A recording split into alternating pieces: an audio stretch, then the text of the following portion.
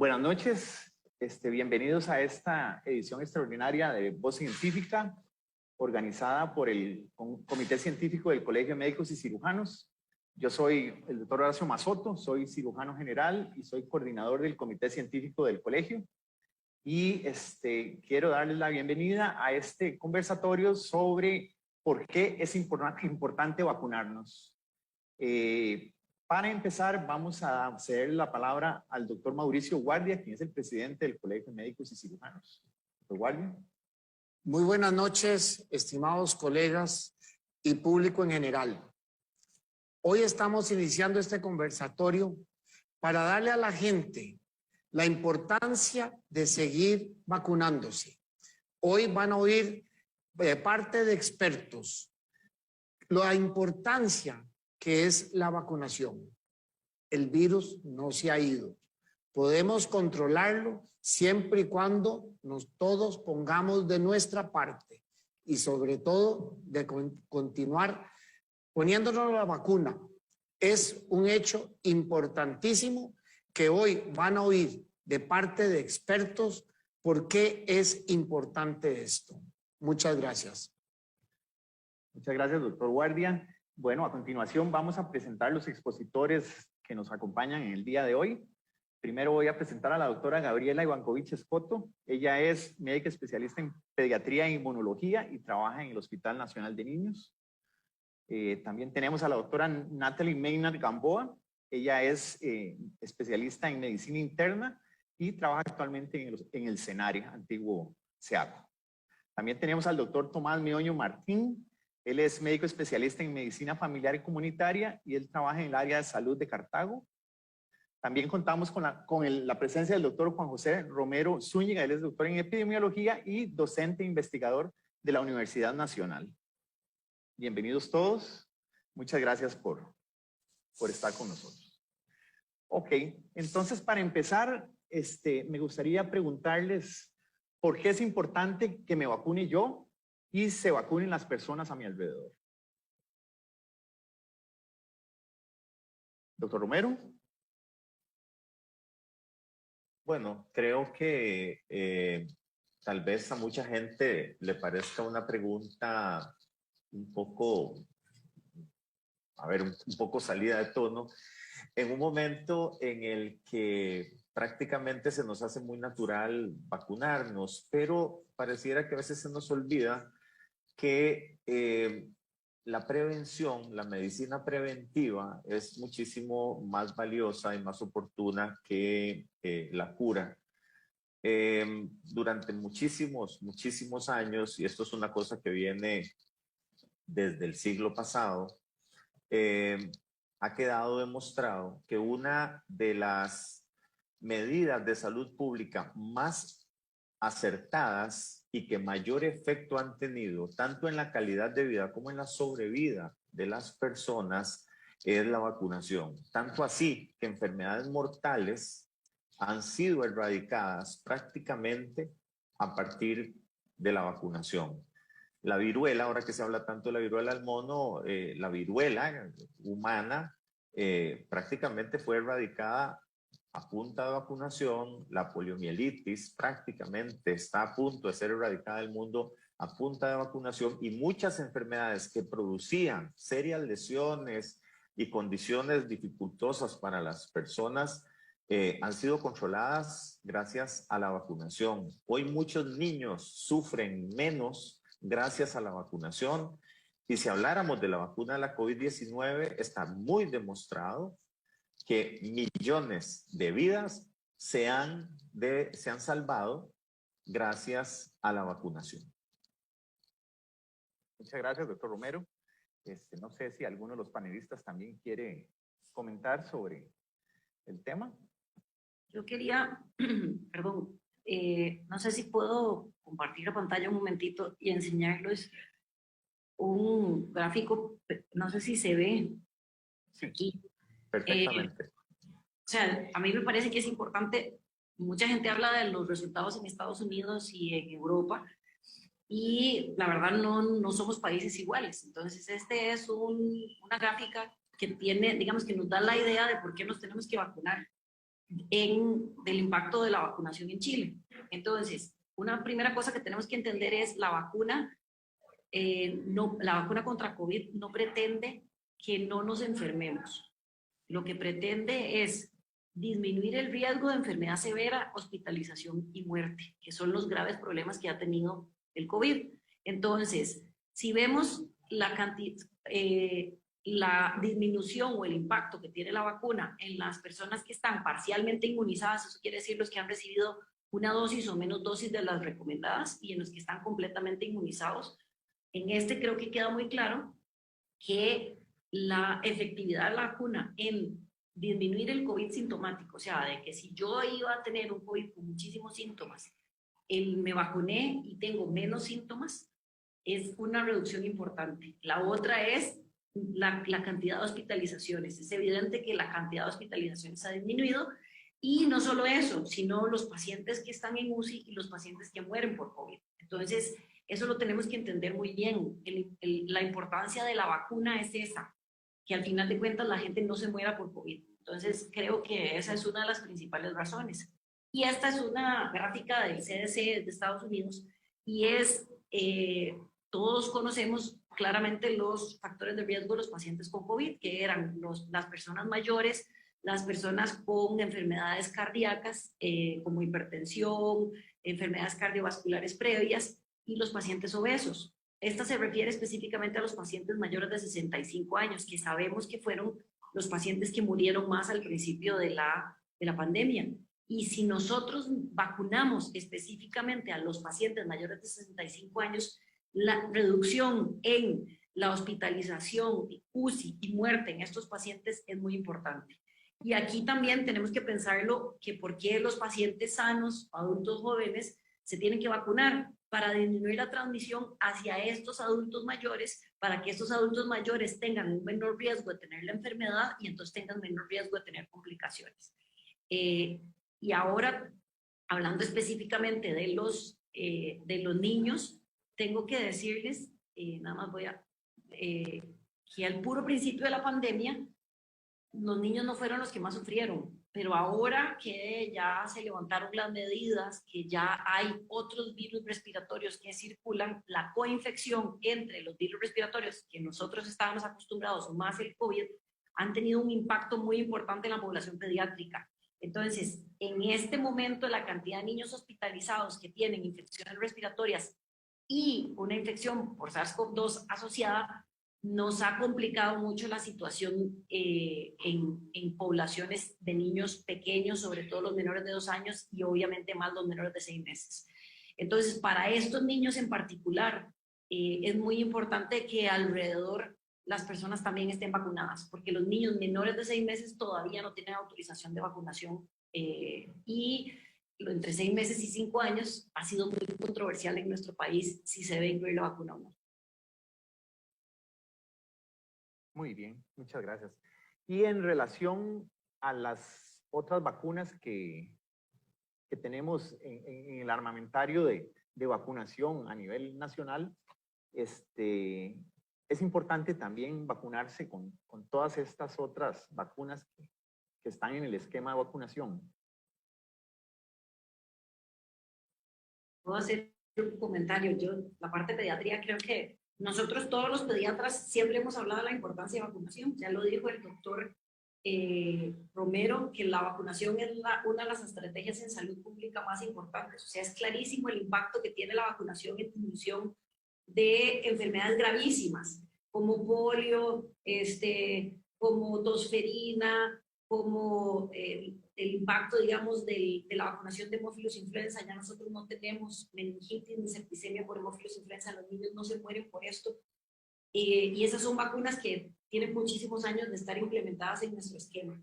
Hay 2 puntos muy importantes que sucedieron en vacunación ahora durante la pandemia. La primera es, muchos niños no tienen el esquema de vacunas completo, y algo que preocupa mucho es la posibilidad de que haya brotes de sarampión, y la otra es que haya casos de tosferina nuevamente, porque han disminuido las coberturas vacunales en todos los países del mundo. Entonces, tenemos que retomar la vacunación en los niños y ponerle los esquemas al día. Y la otra es, ahora estamos en campaña de influenza, por ejemplo. La influenza es un virus respiratorio que también tiene impacto en las poblaciones extremas, en los niños pequeños y en los adultos mayores. Ya se liberaron medidas, ya la gente no usa cubrebocas, ya no nos lavamos las manos con tanta frecuencia. Entonces, nuevamente va a haber casos de influenza y la coinfección entre influenza y SARS-CoV-2 se está dando tanto en los niños pequeños como en los adultos mayores. Y el problema es que esto aumenta la cantidad de complicaciones que hay, incluso podría aumentar la mortalidad. Entonces, son vacunas que ya tienen muchos años y que son seguras y yo creo que deberíamos impulsar a que las personas vayan y se vacunen contra lo que tengan disponible de acuerdo a sus factores de riesgo. Muy bien, muchas gracias. Bueno, entonces sí vemos que la parte de vacunación es importante desde niños y empezar el esquema completo para lograr controlar las diferentes enfermedades que se están manejando con estas vacunas en específico, ¿verdad? Ahora bien, ¿qué tan seguras son las vacunas que se están implementando actualmente en el país?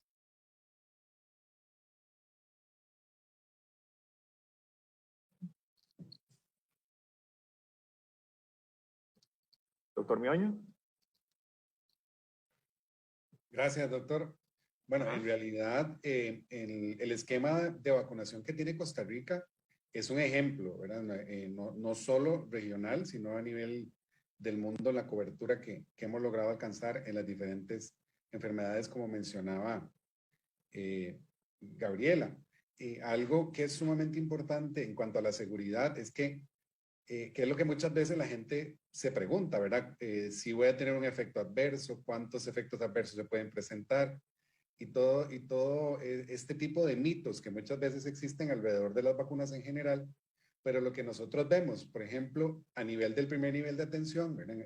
A nivel de cuando aplicamos esta estrategia de atención primaria en prevención, es que en realidad los efectos secundarios derivados de la vacuna es lo que se espera que en realidad la vacuna tenga, ¿verdad? Y que normalmente es esto que llamamos, ¿verdad? Que es un flu-like syndrome, ¿verdad? Que es como una gripecita que les puede durar unos 3 días y puede darles dolor muscular, les puede dar un poco de secreción nasal, ¿verdad? Y sentirse un poco mal. Hay un porcentaje muy bajo de personas que pueden presentar un cuadro un poco más extenso, si se quiere, de manifestaciones, pero la seguridad de las vacunas está muy comprobada. Y si hablamos de vacunas de las más recientes, pues bueno, las vacunas pasan por diferentes estudios y por diferentes fases, digámoslo, de estudios.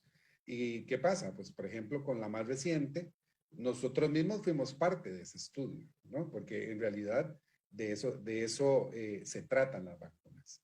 Igual fue cuando con las otras grandes pandemias que históricamente se abordó, por ejemplo, la polio, ¿verdad? La viruela en su momento, ¿verdad?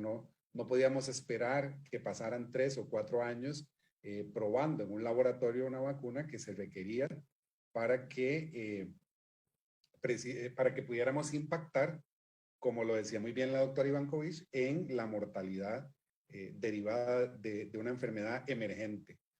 Y algo que creo también que es muy valioso rescatar, así como siempre hemos insistido muchísimo, ¿verdad? Es que en la población adulta es muy importante aquellas personas que tienen factores de riesgo, 2 vacunas que se han estado poniendo ya hace muchos años y que también esas vacunas han venido a disminuir las morbilidades o complicaciones derivadas de enfermedades, por ejemplo, respiratorias, ¿verdad? Y una es la vacuna de la influenza, que ahorita estamos en campaña, ¿verdad? De vacunación, y la otra es la Neumo 23, por ejemplo, ¿verdad? Que también se coloca. Y que eso ha ayudado a que pacientes que tienen enfermedades crónicas como efisema pulmonar o bronquitis crónica, por ejemplo, no presenten complicaciones infecciosas o que estén combinadas y afecten su salud en general. Perfecto, muchas gracias, doctor Mioño. Doctor Romero, un comentario. Ajá. Sí, yo creo que esto de la seguridad de las vacunas es todo un tema. Ahora se puso de moda, antes nadie ni se lo cuestionaba, ¿verdad? Pero se puso muy de moda con el asunto de la COVID. Probablemente, si recordamos, hubo un episodio muy triste en los años previos con respecto a las vacunas contra el sarampión, que hizo que se diera un brote importante de sarampión en Europa y en Estados Unidos, y de hecho nosotros recibimos algunas personas que fueron diagnosticadas aquí con sarampión, turistas que precisamente eran antivacunas, y porque se cuestiona la seguridad de las vacunas, y ya nos dimos cuenta que más bien lo inseguro es no vacunarse. Con el caso de las vacunas contra la COVID-19, hay que decir que probablemente al principio existiesen muchas dudas, porque si recordamos, las pruebas clínicas se desarrollaron con decenas de miles de participantes. Y entonces no se observaron muchos de los efectos raros que se pueden presentar con una vacuna o con un medicamento en general. Entonces, cuando se comienzan a sumar cientos de miles, comienzan a aparecer efectos colaterales de distinta índole y algunos de ellos graves. Lo que pasa es que aquí tenemos que tener en cuenta la relación beneficio-riesgo que una vacuna requiere. Y creo que el doctor Meoño lo decía muy bien, y lo decía también la doctora Ivankovich.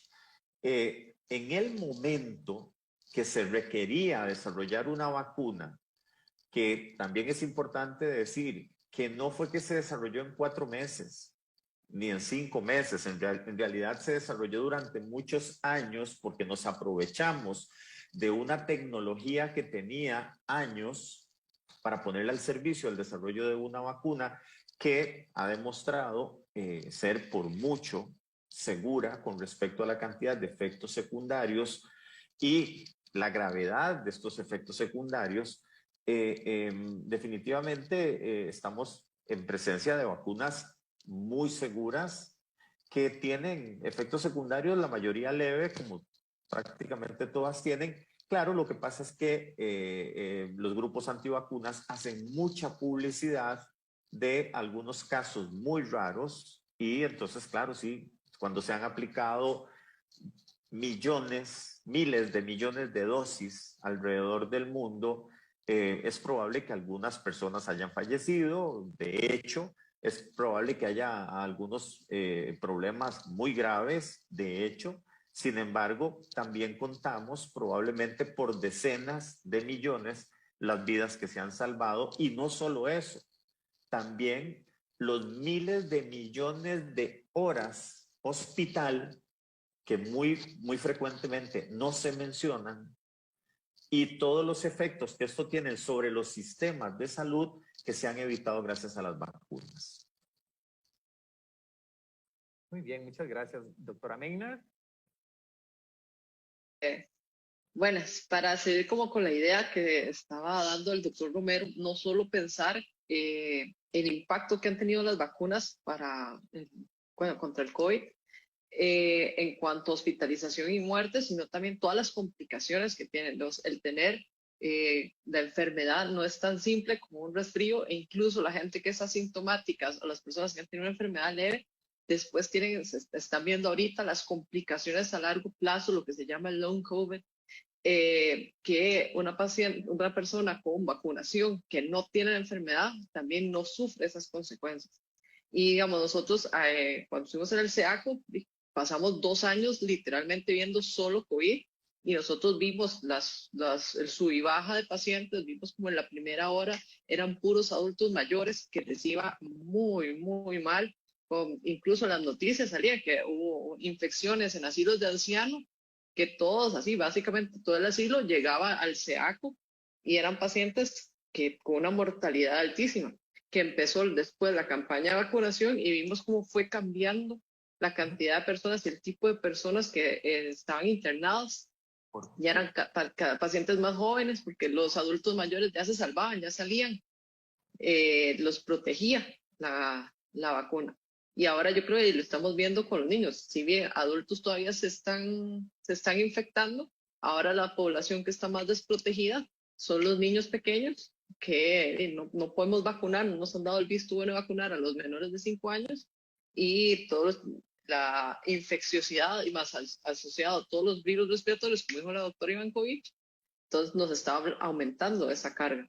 Pero no es solo la enfermedad en sí, la mortalidad, sino que también las vacunas han ayudado a los hospitales a hacerle frente a eso y a las poblaciones en las complicaciones, en prevenir esas complicaciones feas de las cuales tampoco se habla mucho o la gente no le hace tanto burumbum como debería. Muy bien. Doctora Ivankovich. Yo nada más quería hacer un comentario rápido específicamente de lo que estaba hablando la doctora Miller ahora. Cuando uno tiene que tomar una decisión de si vacunar o no a un paciente específico, uno tiene que pensar qué pasa si le da la enfermedad versus si se pone la vacuna. Entonces, yo creo que cuando uno va a analizar la seguridad de una vacuna, bueno, obviamente que están los ensayos clínicos y el seguimiento después de que las vacunas salen al mercado, que permite demostrar esa seguridad en poblaciones muy grandes. Pero cuando una persona, o sea, una persona como individuo dice, ¿me vacuno o no me vacuno? En general uno lo que tiene que pensar es, ¿qué me va a pasar con la vacuna y qué me podría pasar con la enfermedad natural? Entonces, es clarísimo que las complicaciones que hay asociadas al COVID son un montón. Podremos terminar hospitalizados con lesión pulmonar, con long COVID después de esto, versus la mayoría de los efectos secundarios que, como lo decía el doctor Meollo, es tener un poco de gripe o sentirse un poco mal unos días, que sabemos no va a pasar a más, versus todo lo que nos puede pasar con la vacuna. Entonces, cuando uno tiene que pensar en seguridad de las vacunas, como persona, hay que pensar en eso. Es mucho peor lo que nos puede pasar con la enfermedad natural. Claro. Y en relación a la vacuna, mucha gente habla sobre que es una vacuna experimental, que no está comprobada y que no es segura. Bueno, ya hablamos que no, en realidad no es esto, pero ¿qué más podríamos agregarle a estas personas que nos hablan de este tipo de comentarios? Doctor Meoño. Gracias, doctor. Bueno, una de las principales, creo que enseñanza que hemos tenido a nivel mundial es que precisamente cuando empezó la campaña de vacunación, independientemente de la vacuna que se usó, vimos el cambio en las curvas, ¿verdad? Y vimos la caída de las hospitalizaciones y de las muertes. Como decía la doctora Meinar, de la experiencia que ellos tuvieron en el CEACO, nosotros en el caso era en diferentes centros en que yo también participé durante los últimos 2 años. Estuve durante un tiempo en el Hospital Nacional Psiquiátrico y lo vimos, ¿verdad? Marcado, en donde incluso que era un centro en el que se recibían pacientes que se catalogaban como leves en algún momento de la pandemia, nosotros en el Hospital Psiquiátrico teníamos pacientes severos también. Y una vez que empezamos a tener, después de la segunda dosis de vacunación, cambió por completo el patrón de los pacientes y empezó a disminuir la mortalidad. Y hoy por hoy, que todavía siguen las unidades abiertas en algunos lugares, lo que estamos viendo es las personas que no tienen esquema de vacunación completo, las personas que del todo no están vacunadas, ¿verdad? Que tienen enfermedad severa y complicada, y las personas que tienen enfermedades crónicas que siempre desde un principio han sido los más vulnerables ante esta enfermedad. Pero entonces creo que ahí es un punto de enseñanza, no solo Costa Rica, sino lo que hemos visto de evidencia en todo el mundo, ¿verdad? Ha sido favorable la aplicación de los diferentes tipos de vacunas que se ha dado en todo el mundo. Doctor Romero. Creo que hace un rato la doctora Meiner levantó la mano antes que yo, entonces le concedo, perdón, le cedo la palabra. Gracias, doctora Meiner. Muchas gracias. No, más que nada, a nivel de eso, de la evolución de las vacunas, también quiero anotar que COVID fue algo diferente también en cuanto a la evolución. Acuérdense que se documentó como a finales de diciembre de 2019, bueno, sí, el virus, Y ya los que después hicieron la parte genética, la publicaron para que sea libre de eso. Entonces otro grupo en otro lado del mundo agarró eso y empezó a estudiar, y esa información también la pusieron libre para que todo el mundo la agarrara.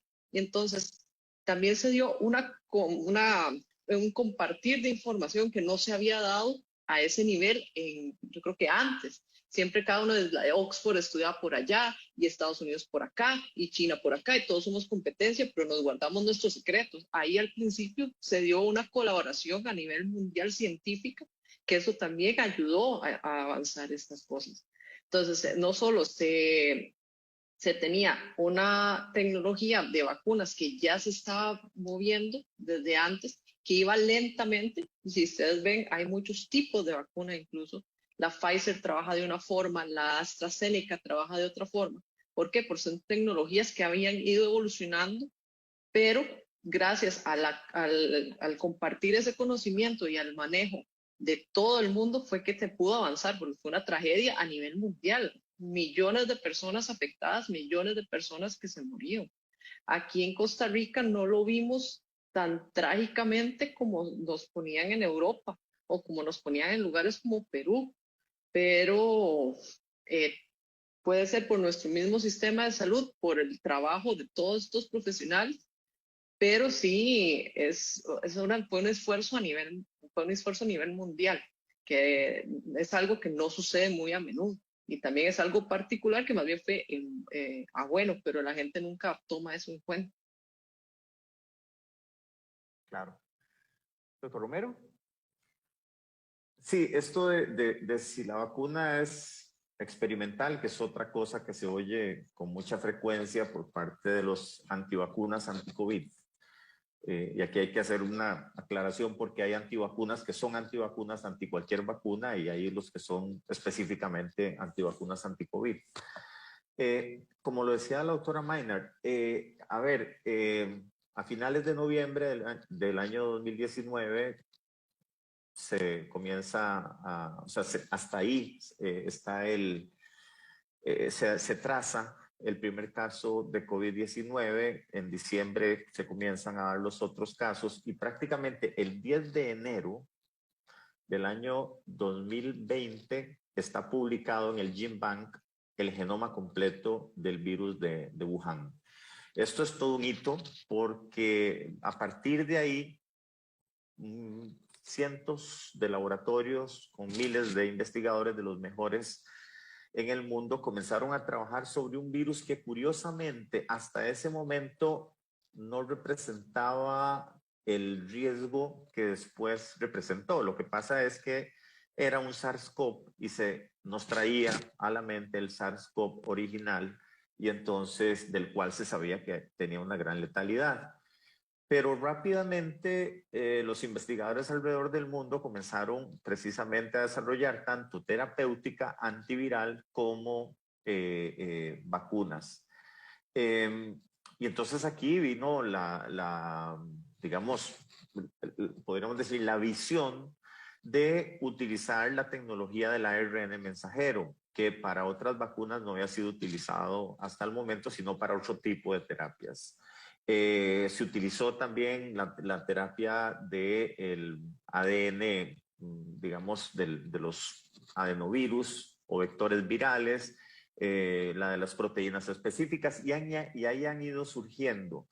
Pero también creo que se ha dicho acá en el panel es que estábamos en una situación de emergencia, de urgencia, porque estaban muriendo muchísima gente alrededor del mundo, y más bien se crearon vacunas que han demostrado a lo largo de estos prácticamente 2 años que tenemos de tener vacunas, porque hay que acordarse que las primeras vacunas comenzaron a ser probadas prácticamente a mediados del 2020, como para que fueran liberadas en diciembre del 2020. Hay que recordar que a nosotros nos trajo el niño, y el 25 de diciembre se vacunó la primer adulta mayor. Entonces, de allá para acá se han aplicado, insisto, miles de millones de dosis, y teníamos los datos experimentales a los que ahora se juntan los datos de vida real, que vienen a comprobar lo que originalmente nos decían los experimentos, los ensayos clínicos. Entonces, vamos a ver, es una vacuna experimental y la gente también decía, bueno, es que se está aplicando bajo el esquema de vacuna de emergencia por parte de la FDA y una cosa y la otra. Sí, es que hay que entender que hay procesos que no se pueden saltar, pero a la larga, en el tiempo, digamos que la suma o el balance entre la premura, entre la calidad científica y técnica y las decisiones que se han ido tomando por parte de las autoridades mundiales y locales, creo que le han dado la razón a lo que ha venido ocurriendo y a la aplicación de este tipo de vacunas contra la COVID-19.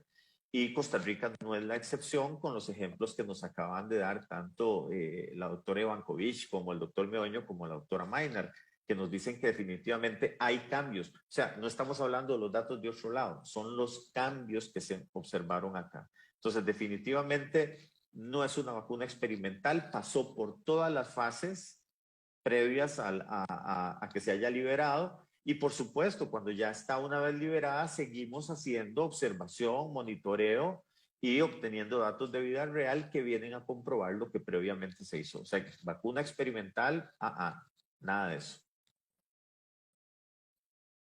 Perfecto. Bueno, sí, hemos hablado de diferentes mitos de la vacuna para COVID. No sé si ustedes tienen algún ejemplo de estos mitos para que quieran compartir con el público para poder aclarar bien que esta vacuna es segura y que es útil y que nos puede ayudar a todos para tratar esta enfermedad.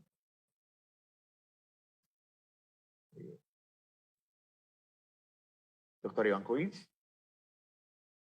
Creo que en realidad muchos de los mitos es que la gente dice que no quiere tener los efectos, que no quiere sentirse mal por la vacuna, porque o sea, hay algo muy importante, nunca en la historia de la humanidad se había vacunado tanta gente en tan poco tiempo. La cantidad de dosis administradas en el mundo, esto no ha pasado nunca en ningún otro momento, y entonces lo que la gente cuenta, obviamente que no hay un punto de comparación. Entonces, si se fueron a vacunar 10 personas y de las 10 personas 3 tuvieron dolor y además de todo tuvieron un poco de fiebre, entonces eso se magnifica. Obviamente no fueron solo 10, fueron un montón de personas. Entonces, la percepción que uno tiene de que la vacuna tiene algunos efectos adversos como fiebre, como dolor, como que se les hizo un ganglio, probablemente no es tan diferente al resto de las vacunas, pero como hubo tanta gente que se vacunó en el mismo momento, uno tiene una falsa idea de que mucha gente tuvo efectos secundarios. Y tenemos que pensar que estos efectos secundarios son cosas menores y que si comparamos igual estas cosas menores contra lo que nos puede suceder por la infección, probablemente en un balance sepamos que esos efectos no se comparan en lo más mínimo con lo que podemos sufrir con la enfermedad.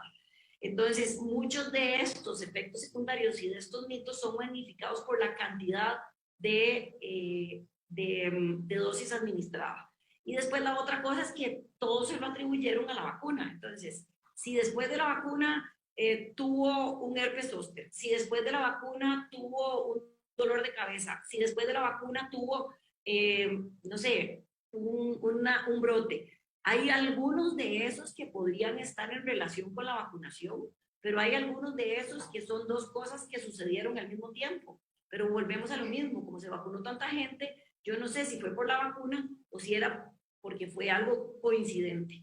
Entonces, todo esto se va a ir viendo a lo largo del tiempo, que ya lo explicaba muy bien el doctor Romero, el continuar el monitoreo y lo que sucede en la vida real es algo que todos hemos continuado haciendo y todas las empresas que fabrican las vacunas y todos los organismos encargados de salud monitorean cuáles son los efectos adversos. Y conforme ha pasado el tiempo, muchos de estos no son atribuibles a la vacuna, sino que son coincidencias en tiempo. Claro. Doctor Meoño. Yo creo que otro detalle importante que hay que tomar en cuenta, y no sé si considerarlo como un mito, pero es también lo que la mayoría de personas creen con respecto a que ya se pusieron la vacuna, ¿verdad? Y que pensaron inicialmente que con 2 dosis era suficiente y probablemente no completaron el esquema o no han decidido todavía completar el esquema. Y como decía la doctora Ivankovich, así, cuando empezamos a conversar, cuando empezaron a disminuir las medidas que se habían tomado, ¿verdad? Para paliar la posibilidad de transmisibilidad del virus, empezamos a ver, ¿verdad? Que, por ejemplo, en este momento tenemos gran cantidad de casos de COVID, ¿verdad? Que también esto es otra cosa, ¿verdad? No hemos bajado la cantidad de casos, ¿verdad? Mantenemos muchos casos activos de COVID, pero es un COVID que no requiere hospitalización y eso es gracias a la vacuna. Pero ¿qué pasa? Que la transmisibilidad del virus se incrementó. Y eso es importante tomarlo en cuenta, ¿verdad?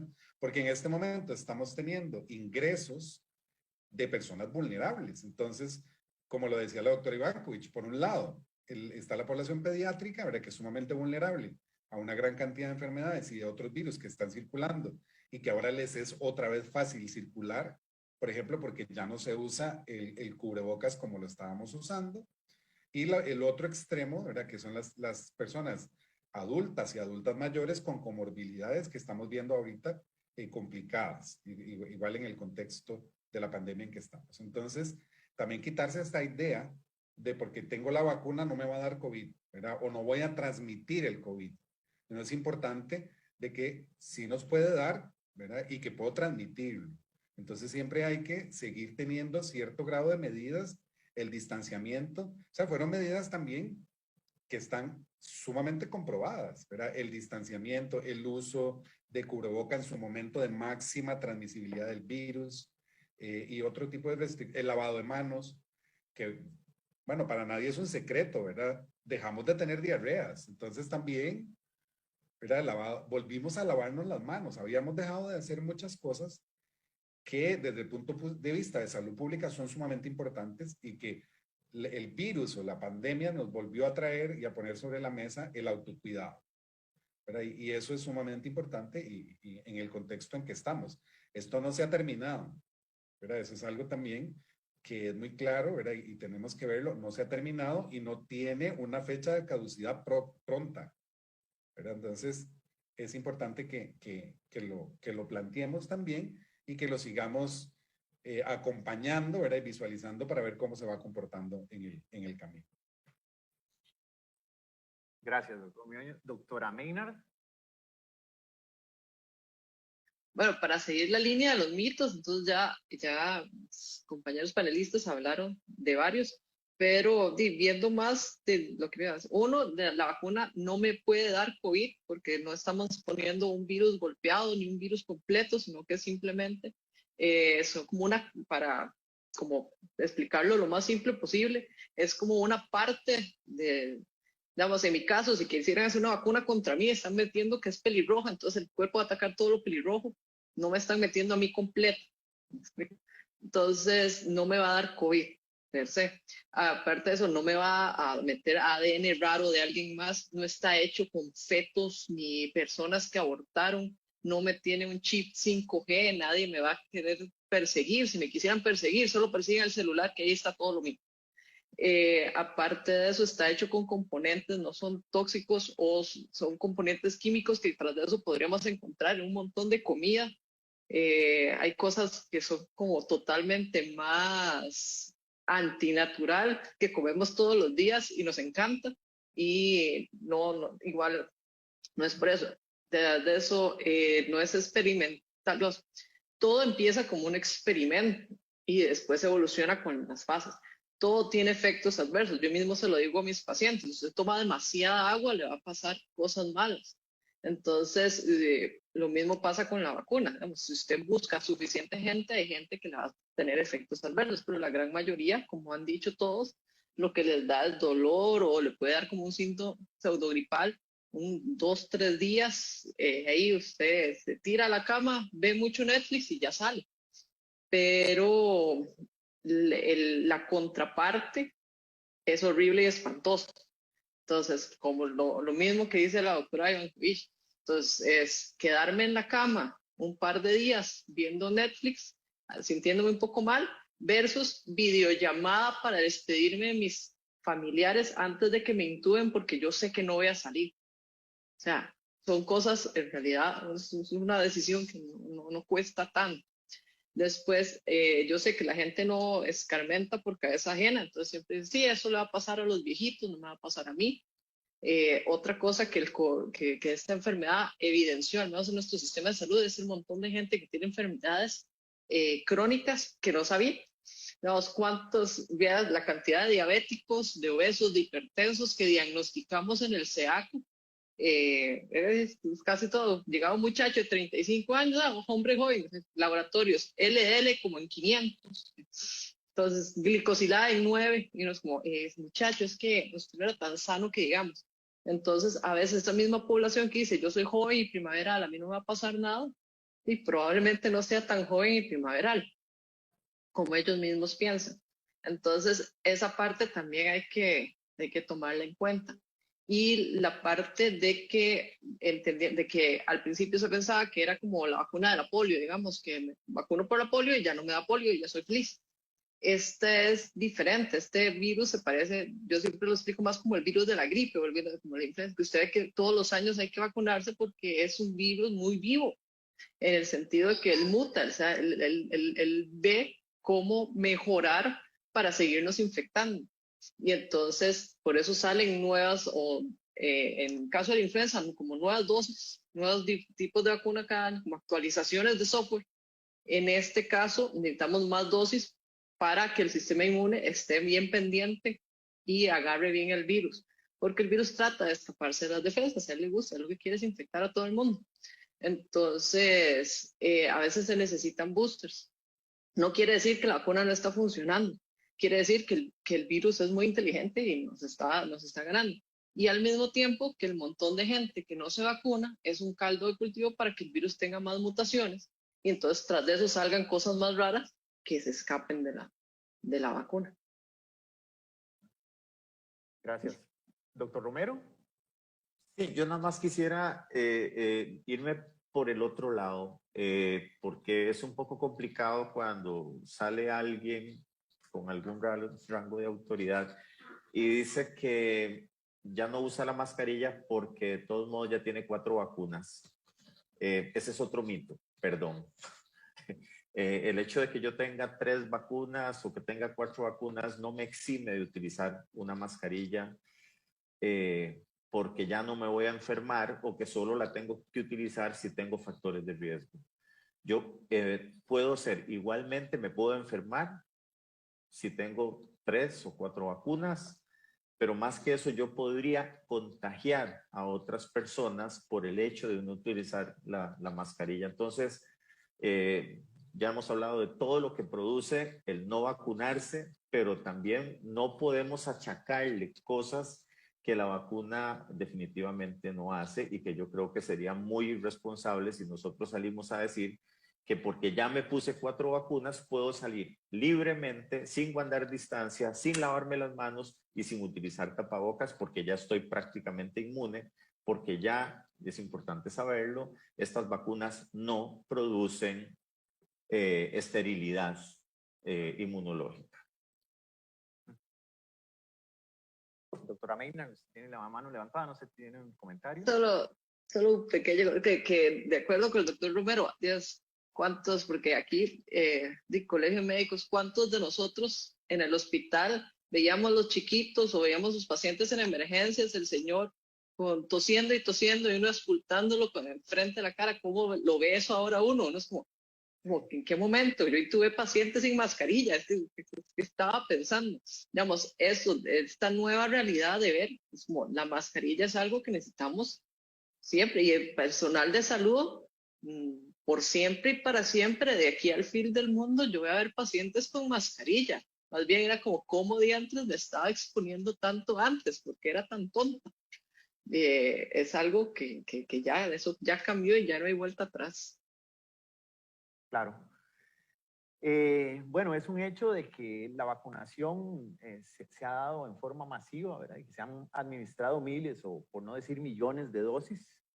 Sin embargo, hay enfermedades que se atribuyen a la vacuna, como son la miocarditis, la pericarditis, la trombosis, el síndrome de Guillain-Barré o accidentes cerebrovasculares. Se ha notado que ha habido un aumento de este tipo de enfermedades que estaba mencionando ahora en relación a la vacunación, o siempre se han mantenido un número similar de casos que se presentan diariamente o mensualmente. Doctora Ivankovic. Nada más voy a hablar específicamente del que más tiene que ver con pediatría. Creo que del resto de los efectos adversos tienen más conocimiento los otros colegas. La miocarditis, por ejemplo, que fue reportada al principio, la miocarditis se decía que era en niños, digamos, adolescentes y adultos jóvenes. Los estudios dicen que sí, hay miocarditis por vacuna, pero las complicaciones de la miocarditis por vacuna son muy pocas. El tratamiento de la miocarditis post vacuna es antiinflamatorio no esteroideos y la resolución es muy buena. Entonces, si uno se pone a pensar lo que nos sucede con la posibilidad de miocarditis en esta población versus el tener un síndrome inflamatorio multisistémico que igual corresponden un poco en susceptibilidad, no tiene punto de comparación. Las complicaciones asociadas digamos, a COVID como infección son muchísimo más graves que lo que tenemos con miocarditis. Y obviamente los tratamientos de la enfermedad y la hospitalización no se comparan con los tratamientos que se pueden administrar para los efectos adversos de la vacuna. Y Costa Rica ha tenido un seguimiento de los efectos adversos y las miocarditis post vacuna en realidad son muy pocas, ninguna con mayores complicaciones. Perfecto, muchas gracias, doctora Maynard. Sí, para seguir, digamos, como en complicaciones en adultos, también recordar que muchas de esas complicaciones graves también las da el COVID. Entonces, hay miocarditis por COVID, hay trombosis, los eventos trombóticos de COVID son un montón, digamos, en cantidad. Yo me acuerdo que cuando empezaron a vacunar con la AstraZeneca, todo el mundo es como, es que puede darme trombosis, puede darme trombosis. El riesgo de trombosis con la vacuna es menos que el que tienen las mujeres que están con anticonceptivos orales. Entonces, nadie está dejando de usar eso solo por el riesgo de trombosis. Digamos, no le están haciendo la cruz como le estaban haciendo la cruz a la vacuna de AstraZeneca. Pero entonces también contar que la misma vacuna, la misma enfermedad tiene todas esas complicaciones. Igual hay muchas cosas como el mismo síndrome de Guillain-Barré que nosotros en general no sabemos por lo general la causa. Perdón, vale la redundancia, no sabemos la causa. Entonces a veces llega un paciente, números de que ya fueron bajando y en su casa 2 o 3 semanas tuvieron un evento trombótico y entraron al hospital con un tromboembolismo pulmonar. Entonces, la misma enfermedad daba también esos mismos efectos, pero peor. Entonces, igual, aunque los diera la vacuna, que en realidad si los da es muy poquito, la enfermedad es peor. Entonces, otra vez, el riesgo-beneficio, vacuna sigue ganando. Ok. Doctor Romero. Sí, mientras estaban hablando, los panelistas estaba haciendo una revisión rápida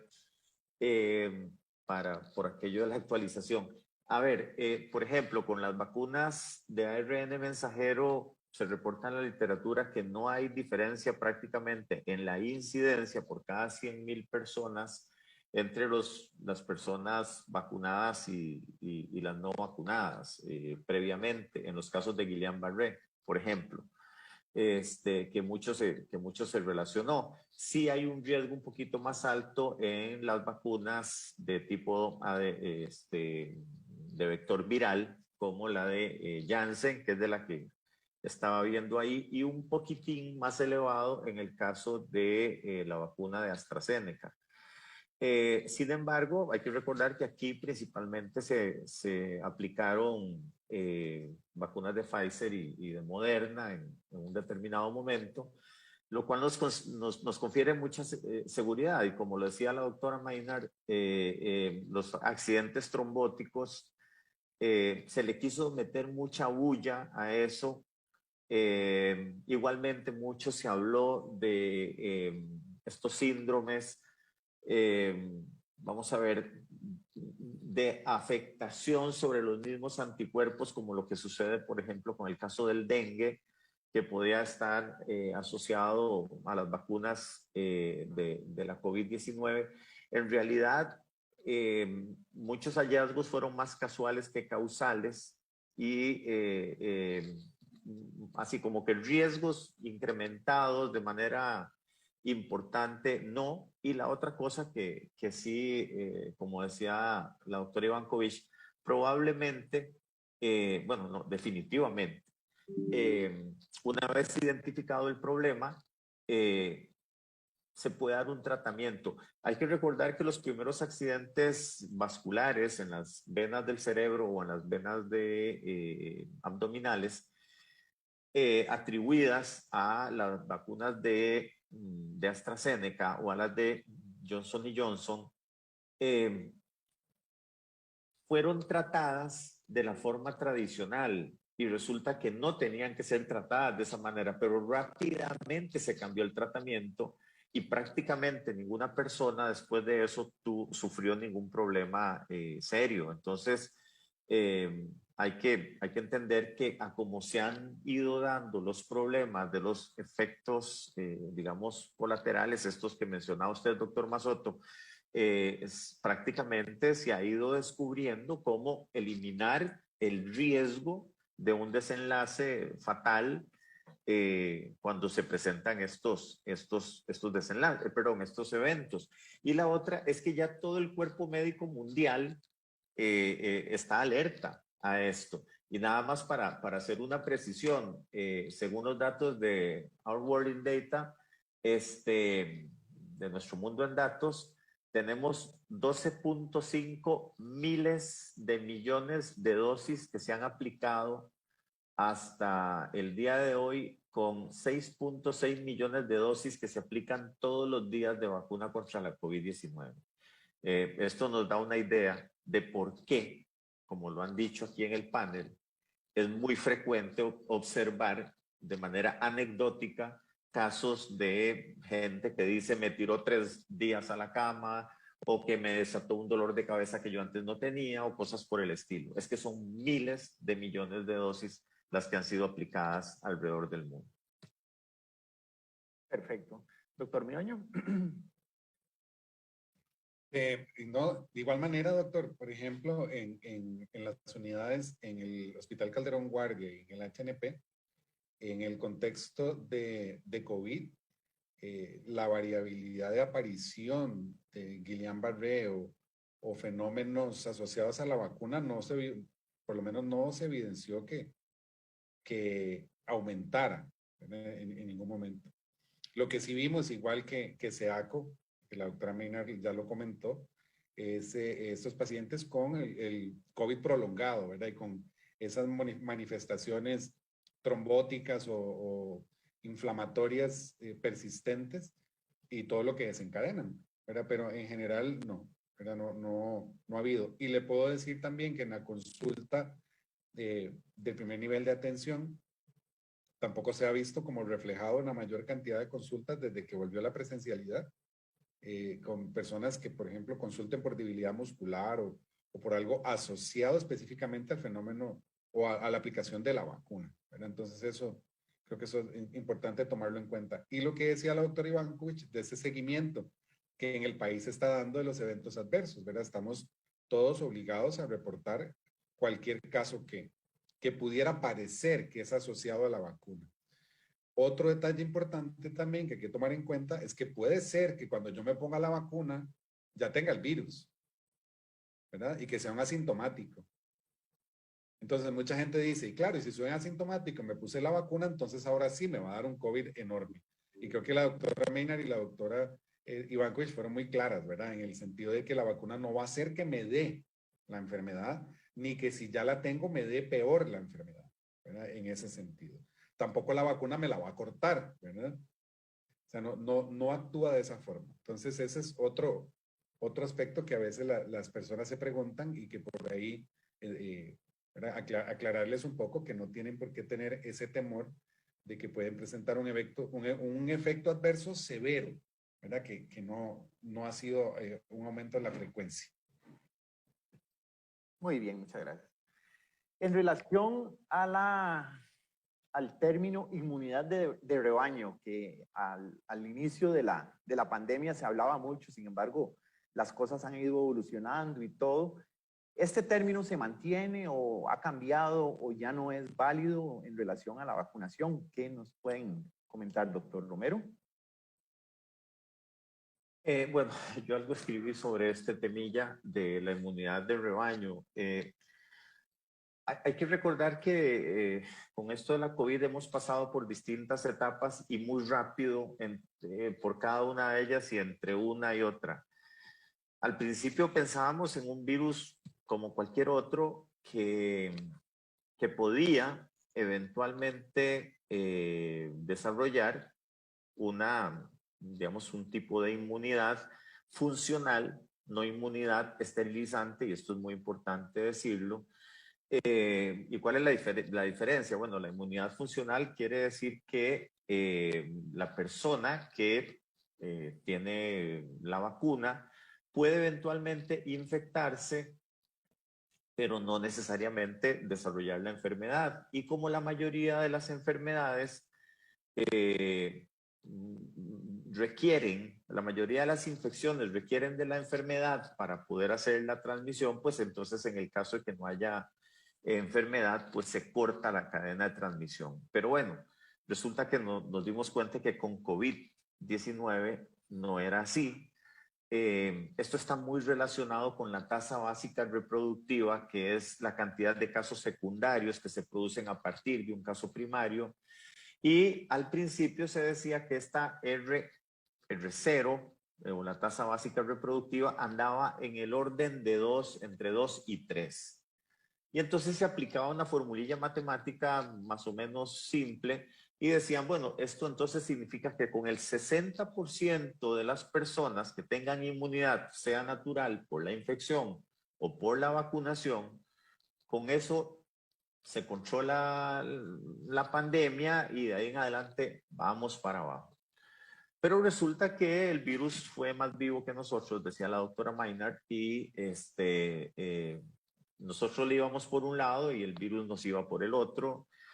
Y nos dimos cuenta que efectivamente había mutaciones para producir escape inmunitario y cosas por el estilo. Entonces, y la otra cosa es que esto sí tenemos que dejarlo claro, nos fuimos dando cuenta de que las vacunas ante las nuevas variantes perdían eficacia para la enfermedad clínica, más no para el internamiento y la muerte después de cierto tiempo, ¿verdad?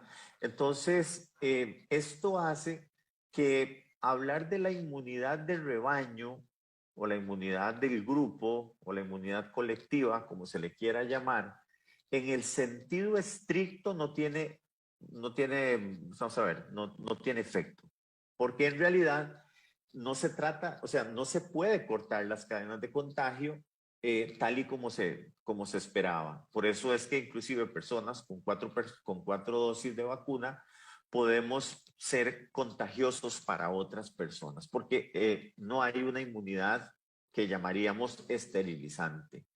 Entonces, yo creo que aquí lo que tenemos que pensar, y lo estamos viendo hoy día en nuestro país, a pesar de todos los saboteos que pueda haber por cualquier lado que venga, es que hay lo podríamos llamar nosotros un efecto colectivo, más que una inmunidad colectiva, un efecto colectivo. Y el efecto colectivo es que después de 2 años y medio prácticamente de infecciones con el SARS-CoV-2, con las distintas variantes, se va adquiriendo una suma, perdón, un efecto aditivo y en la de menos hasta potenciativo de la infección natural y de la vacuna. Eso que llamaríamos una inmunidad híbrida. Aparentemente mejor si se tiene primero la infección y después la vacunación que al revés, pero la diferencia no es muy sustancial. Entonces, lo que estamos viendo es que más allá de si tenemos más o menos contagios, porque en realidad seguimos teniendo un gran número de contagios a pesar de la vacunación, lo que sí estamos observando es que la cantidad de casos proporcionalmente a la cantidad de infecciones que llegan a hospitalización y que requieren de larga estancia en los centros hospitalarios es bastante más baja que en el 2020, cuando no teníamos vacunas y estábamos nada más dependiendo de la inmunidad natural. Y la otra cosa es que yo creo que la reactivación económica habla por sí misma, ¿verdad? Ahora que está de moda el tema de si la reactivación económica y que una cosa y que la otra, desde hace año y medio estamos en ese proceso y la diferencia la vino a marcar la vacunación. Entonces, no se logró la inmunidad de hato según lo que la inmunidad de hato conceptualmente es, pero se logró un efecto colectivo, que es lo que al fin y al cabo la vacuna siempre persiguió. ¿Ok? Las vacunas no persiguieron cortar exactamente las cadenas de contagio, porque no perseguían realmente la inmunidad esterilizante, pero sí buscaban tener un efecto colectivo que era reducir la cantidad de personas enfermas de gravedad que ocuparan de servicios especializados hospitalarios y que eventualmente causaran la muerte. Y de paso, pues la reactivación de las actividades más o menos normales de la sociedad. Perfecto. Doctor Ivankovich, ¿algún comentario respecto a la inmunidad de rebaño?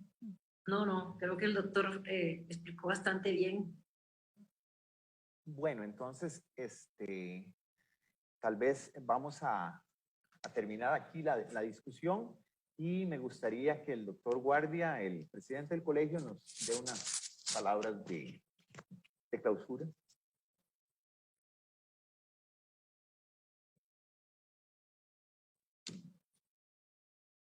Sí, muchas gracias. Yo creo que ha sido muy interesante. Yo creo que a la gente le debe quedar muy claro todo este panorama que se presentó de la importancia de seguir con la vacunación. Creo que fue bastante claro, bastante preciso, donde se habló de los mitos y las realidades sobre la vacunación. Instamos a la población costarricense en general que sigan vacunándose. El disminuir el riesgo de ser hospitalizado, el disminuir el riesgo de contagiar a un familiar de alto riesgo y que conlleve a una gravedad hospitalaria, se logrará si continuamos con la vacunación.